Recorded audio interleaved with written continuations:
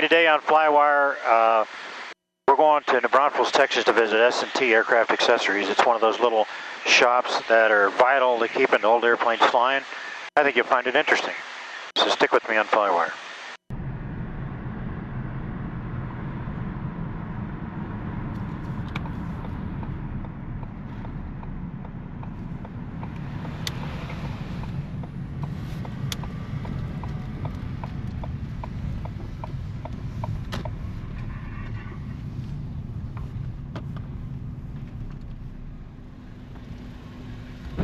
I'm here with Nathan Durbin, and you're the son of the guys that started this originally, right? Yeah, my mom and stepdad started it. Yeah.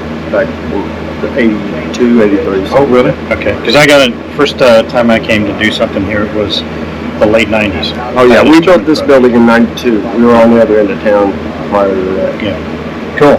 Well, we're here in the factory, the shop floor, and you can show me around a little bit and sure. See what the magic. Well, this is where everything happens out here. We build, I've got inverters going over there.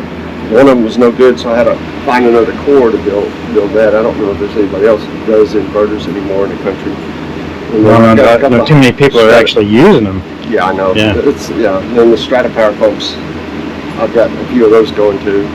These are hydraulic pumps? Yes, they're hydraulic pumps. Mm-hmm. Yeah.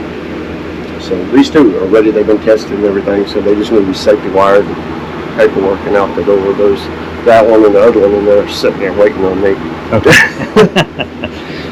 Well, it is Friday. It is Friday. Yeah. And then these are the inverters. The inverters. Yeah. This one, I got it back together and everything, but it's got a bad stator in it. So. And I think this is Fighter Factory. So I found them another core, or the girls found them another core that was an overhaul unit. So I can go through it, and I know everything's good in it because it was already overhauled at one time before and haven't been run. So I can just take it and change out bearings and stuff.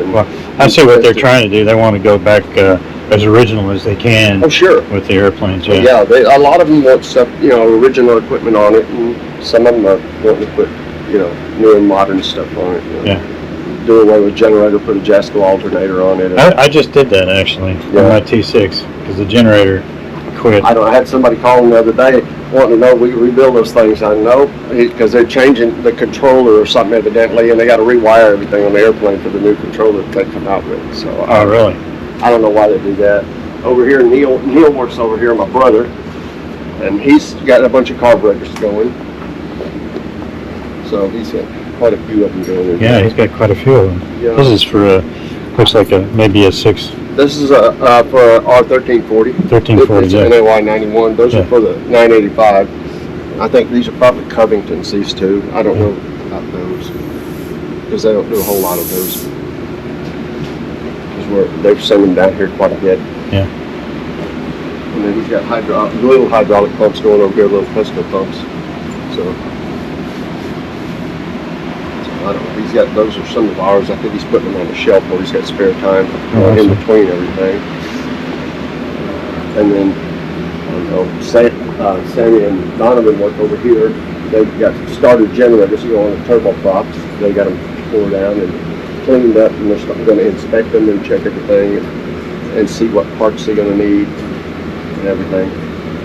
And when they get the approval on it, then the armatures go to the back. We turn them and balance them, and get them ready for them to put back together. So somebody else does the armature? Oh, well, I've got a machinist that works. He comes in a couple of days a week. If not, I have to go back and turn the armature. He's not here. Oh, okay. But they got these. They run them through the ultrasonic cleaner to get the carbon out and everything. First they wash them and solve it and strip the paint and everything. Yeah. And then run it through the ultrasonic cleaner. Sometimes they have to run it through more than once to get all the carbon out of them.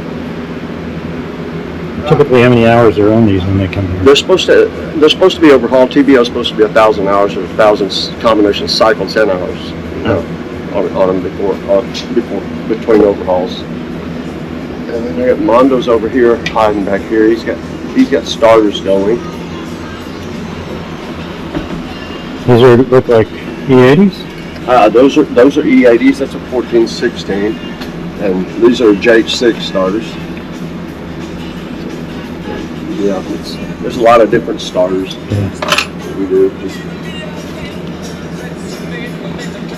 he's got quite a few of them going. And then, you know, they come in faster than what we can build them, that's the thing. These are all fuel pumps and stuff that are customer items that have been torn down and cleaned up waiting for Chris. Chris is over there. He builds the fuel pumps and wobble pumps and the little motors, little 849, 49s. So that's your line. Yeah, because they've been tearing them down. He'll pull a batch of them up on his bench and work them, you know, like in a row, group of them. And then move these forward, then they clean up some more and bring them in and stack them up there too. Mag blocks? Yeah, these are mag stuff. My mom, when she was still alive, she had tore all this stuff down, and she's got some mags started, you know, when she was still able to. And then it just got left sitting here, and I've been coming over getting what I need out of it as I go. You know, if somebody needs a mag, I go over here and see, okay, does she have one of these tore down, and I'll just take the whole thing up there and build it. Try to get it out of here, because this is. And then a lot of the stuff on this shelf is our stuff that are cores and stuff that we had over a period of time that are just stuck, you know, on the shelf, tore down, cleaned up, and stuff. Yeah. And this is where all the tear down goes. It starts, and everybody tears stuff down back here, everything that gets cleaned up. Prop governors. Prop governors, yes, well. All these mags and prop governors are customer items that are sitting in here. I think that rows with the starters and those generators are too. That's cores that we have down below. And there's more customer stuff over there, some more starter generators hanging on the shelf waiting to be tore down and cleaned up. Yeah. And Thomas has a few governors over here, heads off of them, for the DC-6s. I think they were air cargoes, and they, you know, I don't know, there's something on in the body, so he has the head sitting here, so I guess he's going to go through the heads and put them on the shelf. So he's got them ready when they send more in, he can just put the head, just work the body and slap the head on and go on. And then this is stuff that's been tore down and you know, submergible boost pumps and stuff waiting, and the big guys in there, they clean the stuff up and bring it back out. Spray paint on, they spray stuff in there, so you got a pan that exhausts the fumes out. I mean, these are all cores and stuff that we have, all down there. We've got parts and cores and pieces of things that, you know, we've just accumulated over the years. This is our machine shop. Rudy's already off for the weekend. He does some stuff. I got lucky to get him. He was working at a place up there, I think in San Marcos, where they build rings, or in Georgetown somewhere, but they build rings like college rings and stuff, you know, and for the Super Bowl rings and stuff like that. And they decided they didn't need anybody to do that anymore, and they let him go, so I hired him back. Oh God, it had to be 10 years ago. And he come to work for me. Now they're coming to me getting him to build that stuff in here, so it's like, I don't know. Well, if you're charging them for it, I guess that's. Well, yeah, they get charged just like anywhere else. And this is the back shop. Back here, he's got regulator cores stacked up and fuel pumps. I think those fuel pumps probably all belong to Sun Airports because he has us do quite a few of them. He had around 200 pumps in here, and Chris has been working them as he goes, but he hadn't, you know, got them all done. And then Thomas and them have prop governors on the back wall they're working. So I think some of them are ours, but most of them are customer items that he's got going through here. So they get them lined up and they go down the road and they put the same part, you know, inspect them and then go through and put the same part in each one of them. It saves them time, you know, in the long run. But kind of an assembly line. Yes, because it makes it a little quicker, but a little bit of everything. This is a pony brake stand that tested starters. And then over there's a small generator stand. We use it as a slave to keep this charged to run the starters mostly, and otherwise we do little small generators on it. Okay. So you test the small generators? Yeah, they'll go on here, the little ones, the little 50 amp and the 100 amp generators and stuff. And then we got bigger stands where we do, you know, bigger generators.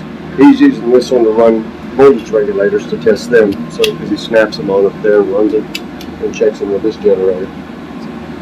And all on the voltage regulators. He's got one on to redo the resistors and rewind the coils that go in them because they're so old. So a lot of them are falling apart. When you take it apart, the coil comes apart, and you can't find much of that stuff anymore. Yeah. So, you know, these old generator stands are from way back. They still work. If not, you just get to work on it and fix them. That one, we've got to rework it several times because we run the starter generators on it, and it runs, they run them up to, 12, 14,000 RPMs on high end. So, and then run it back and forth, that screw down there wears the thing out, so we had to take the yoke off of it and bore it out, and then we made another deal with that hit thread, fix that hit thread so it would work at the speed up and down again. Yeah. This, you can't find the parts for them, so you have to make them yourself. You have to make them. Yeah. Mags. This is a mag bench, little mag bench we got, and the tack generator stand for testing tack generators. I think he's got that one up there ready to run. You set them as well? Oh yeah, they get set. Yeah, internally they're set. You set the low RPM on, like this model to 1200, and then it's got a travel chart. And if people go to our website, they can see it. It shows on the travel chart, and it tells you if you got this particular body model, with the speed, it takes a speeder spring, like it'd be a dash 30, and it has a 50665 speeder spring in it, I think's what the number. But it tells you that so many degrees of travel to go from your low RPM stop inside the head to your high RPM stop against the stop screw. And if somebody sets them, all they gotta do is take a protractor and get that many degrees of travel on that pulley. When they put it on there, they stick it on, it's gonna be really close to what it's supposed to be. Yeah. Cool. Yeah. When I was a kid, I helped my dad restore a Packard 1939 straight 6-Packard. Wow. We were always doing stuff on the farm. My grandpa pretty much raised me and Neil, and something go on. He had a little International Cub tractor, little 8 horsepower, and something happened with it. Come on, boys, get out here, help us. Come on. I remember changing the clutch and that thing, doing a lot of stuff, but the corn would get too high for the cultivator, so we wouldn't cultivate. Get out here, get a hoe, come on, chop some weeds. It's like, that's great. Well, thanks for showing me around. Sure thing. This is fascinating. I mean, this is how we keep these airplanes flying. Well, we're trying the best we can. Yeah. Put all the fittings back on for me the way they came off, which is important. That's a big hassle to do anyway.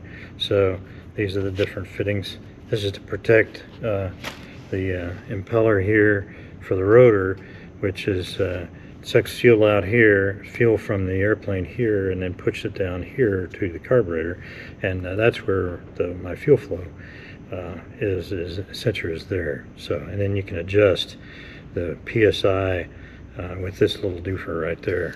That's the gasket, and that's the pump. So here's the left lower rear of the accessory case, and that's where the fuel pump goes into. You have a gear that goes up and meshes with one of the accessory case gears, and so it's an adapter essentially, and then the fuel pump that goes into that, and I'll show you that in just a second. But it's got these 4 studs, and it looks like it's pretty easy access, but only 2 can you reach easily.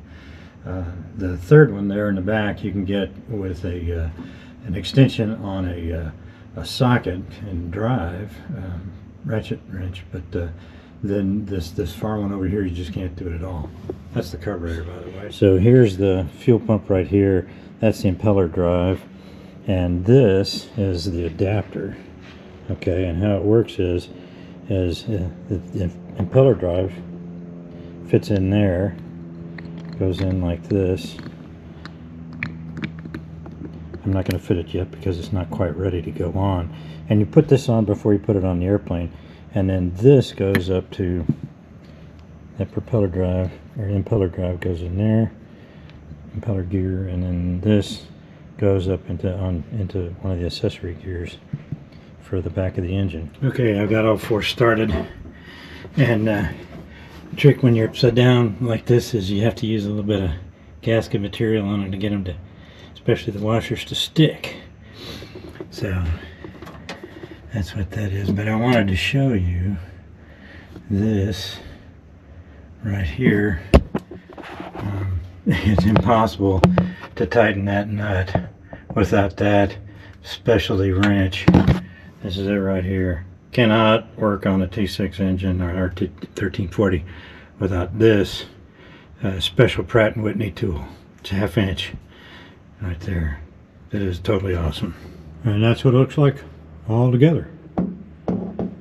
Well, I thought you'd enjoy a look at those shops that repair those vital items to keep us flying. Instead of, you can't buy new stuff in an airplane like this, and these little shops are just absolutely vital. And I thought it'd be really interesting to go see that. Those guys had just did the starter for me on this airplane because it crapped out on one of my engine runs post maintenance, and then so I had to get that fixed, and I got that fixed, and then I did a maintenance test flight with this, and the fuel pump crapped out. Didn't fully crap out, but it went down to about a 1/3 of its nominal production of pressure, and that's not good enough to fly with. So got it back on, getting ready to fly. It's all back together again, and we're going to go do another one, and hopefully, knock on wood, it's all going to work. So anyway, thanks for watching, and I'll see you next time on FlyWire.